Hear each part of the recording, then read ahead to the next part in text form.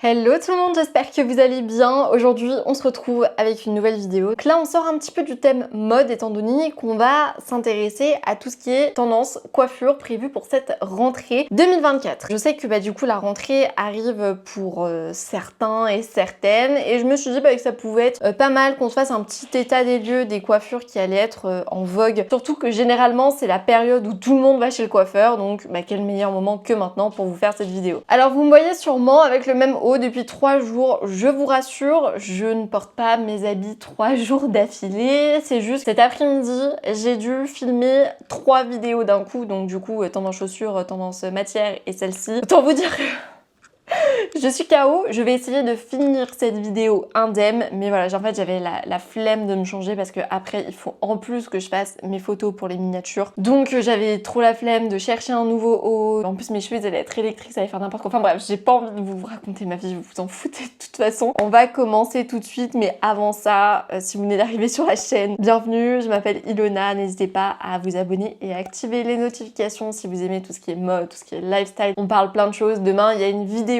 plutôt cool qui va arriver justement, donc là on est encore une fois sur une vidéo de la rentrée et pour grosso modo glow up, donc devenir la meilleure version de vous-même cette année après la rentrée. Donc c'est une vidéo un petit peu spéciale, on verra si ça vous plaît ou pas, et puis on va rentrer tout de suite dans le vif du sujet. Je pense que cette vidéo va être courte comparée à toutes les vidéos que je vous ai faites. Si elle dure 10 minutes c'est déjà un grand miracle. Il y a une dizaine de coupes, on va juste papoter ensemble tranquillou et puis on commence tout de suite parce qu'on a assez perdu de temps. Donc, première chose, c'est tout ce qui est frange. Vous le voyez, je pense, depuis déjà plusieurs années, depuis déjà plusieurs saisons, on est clairement sur un gros boom de tout ce qui est frange et une frange en particulier, donc c'est la frange rideau slash bardeau. C'est une coupe qu'on retrouve du coup depuis déjà des mois et des mois. Je pense qu'on va avoir deux teams, celles qui en ont ras-le-bol et celles qui adorent et qui sont addictes à ça. Je suis désolée pour celles qui détestent parce que c'est une coupe de cheveux qu'on va continuer à voir étant donné qu'on est sur une influence vintage, que ce soit au niveau du make-up, que ce soit au niveau de la mode, que ce soit au niveau de la coiffure. Forcément, on retrouve cette frange rideau slash bardeau. Tout ça, c'est dû à la montée en puissance des années 70 dont je ne fais que vous parler. Du coup, c'est surprenant qu'à moitié. Il y a une autre frange qui va sortir un petit peu son épingle du jeu, c'est la frange Birkin. Alors celle-ci aussi, on va pas mal la voir. Alors personnellement, je préfère quand même la frange rideau, mais la frange Birkin va aussi être là. Pour celles qui se demandent comment différencier les deux, grosso modo la frange Birkin, on est sur le juste milieu entre la mèche et la frange droite. Je vous mettrai des photos, de toute façon ne vous en faites pas. Et on a un troisième type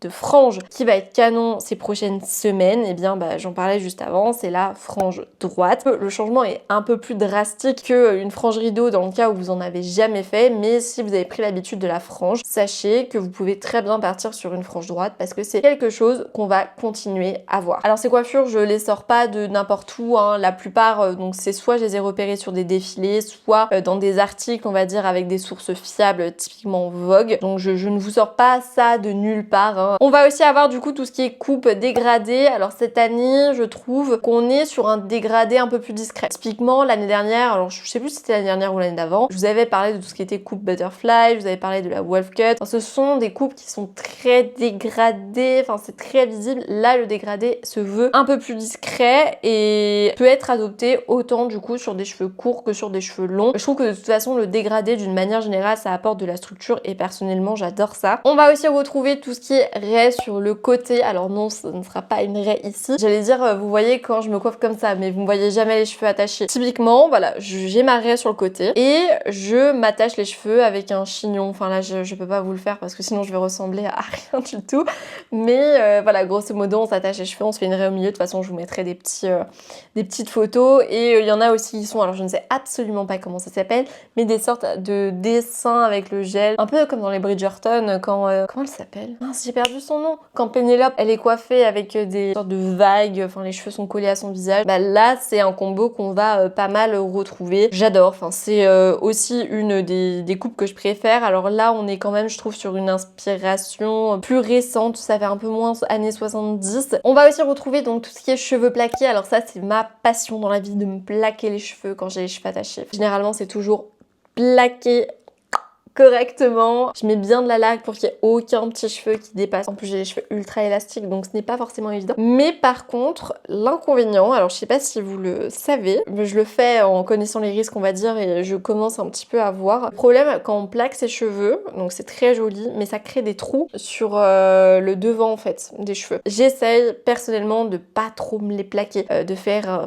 allez, un plaquage par semaine. Bon allez peut-être 2 j'avoue, mais ouais évitez de trop les plaquer parce que c'est pas bon. Et ce que vous pouvez faire aussi donc avec ces cheveux plaqués, c'est surtout un chignon bas. Ça c'est quelque chose qu'on a énormément vu avec notamment l'arrêt au milieu. C'est une des coiffures qu'on a le plus retrouvées sur les défilés. Ensuite on a aussi la queue de cheval basse. Alors là on n'est pas forcément sur une queue de cheval qui va être ultra plaquée avec une raie au milieu. On est plutôt sur quelque chose qui est assez casual. Donc comme je vous disais là typiquement les personnes elles prennent leurs cheveux, quitte à laisser une ou deux mèches devant, on les laisse et on met une barrette derrière. Ou alors même les pinces un peu marron, enfin vous savez les pinces à clip, pas celles qui font comme ça mais celles où en gros ça fait comme ça et après ça bouge plus. Pas c'est la pince, hein. Enfin je sais, c'est absolument pas clair mes explications, mais je vous mettrai des photos. Et j'imagine ça, enfin justement cette pince avec un peu des écailles de tortue, des choses qui font très rétro, pourquoi pas en forme rectangle aussi, enfin ne vous inquiétez pas, je vous mettrai des modèles. Ça c'est une solution qui est possible d'idée, c'est que ça soit assez déstructuré et qu'on soit pas sur la queue de cheval super stricte, super droite, super plaquée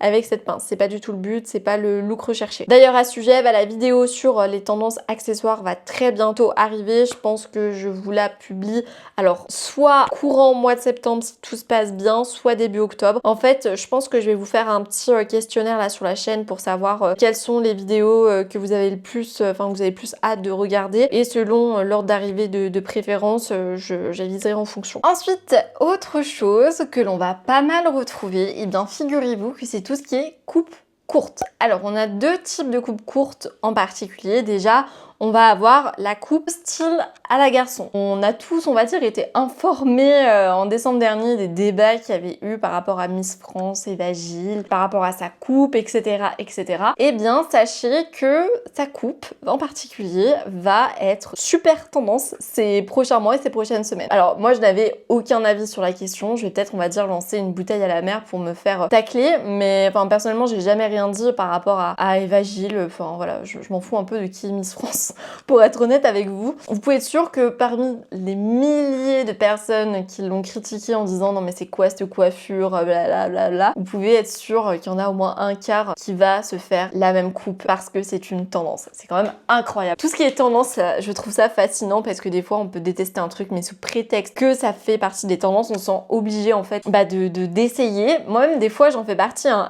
La ballerine c'est l'exemple pur et dur dont je vous avais parlé justement dans les tendances chaussures. C'est une paire de chaussures que j'avais toujours dit ok je n'en porterai plus jamais, c'est horrible. Bon évidemment la vraie ballerine je ne la porterai plus jamais, mais sous prétexte que c'est une tendance, qu'on a de nouveaux modèles, qu'on le voit énormément, je me dis allez pourquoi pas, ça peut être pas mal, en vrai les looks peuvent être bien. Et en fait c'est parce que je me suis fait clairement influencer par les tendances et on se fait tous influencer d'une manière ou d'une autre. Je suis là pour jeter la pierre à personne. C'était une petite leçon de morale. Des fois j'aime bien vous faire une petite leçon de morale comme ça. Et pour revenir à ces tendances couleurs que l'on va retrouver, je regardais si mon micro était bien allumé, on va avoir aussi du coup la coupe carrée. Donc ça je pense que c'est la coupe de cheveux vers laquelle je vais me tourner d'ici quelques jours, peut-être quelques semaines, je vais voir parce que en fait voilà, on va papoter un petit peu parce que ça fait longtemps. Si vous n'avez pas vu ma vidéo sur les sacs à main tendance, je vous disais que j'allais me marier en 2025. Pour mon mariage, j'ai envie d'avoir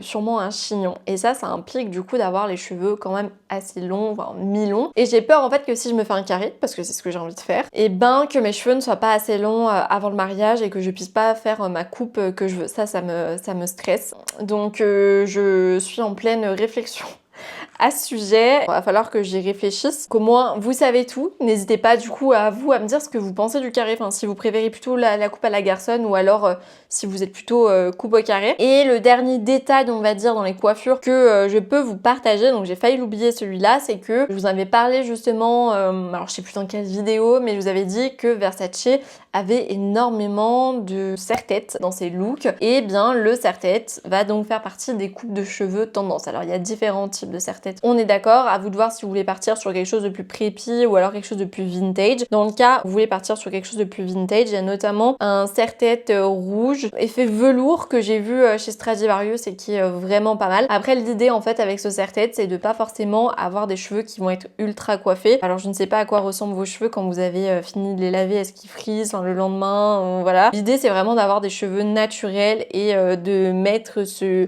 petit serre-tête histoire d'habiller et de donner un petit peu ce côté coiffé, décoiffé. Après, si vous avez les cheveux lisses, bah autant partir sur les cheveux lisses. Si vous avez les cheveux bouclés, vous pouvez essayer. Mais l'idée, globalement, c'est ça. Je pense qu'on a fait le tour au niveau des principales coupes slash coiffures qu'on va retrouver d'ici les prochaines semaines. Enfin, surtout du coup pour la rentrée. J'espère que cette vidéo vous a plu. Alors évidemment, il y a aussi plein d'autres choses, hein. Moi, je suis pas spécialisée dans la coiffure, donc j'avais pas envie que cette vidéo dure ultra longtemps. C'était juste histoire de vous donner quelques petits conseils par rapport à ça. J'espère en tout cas que cette vidéo vous a plu. N'hésitez pas à mettre un petit j'aime si c'est le cas, à me dire votre coupe de cheveux favorite, celle que vous allez sûrement faire pour la rentrée. Je vous fais plein de gros bisous et je vous dis à demain.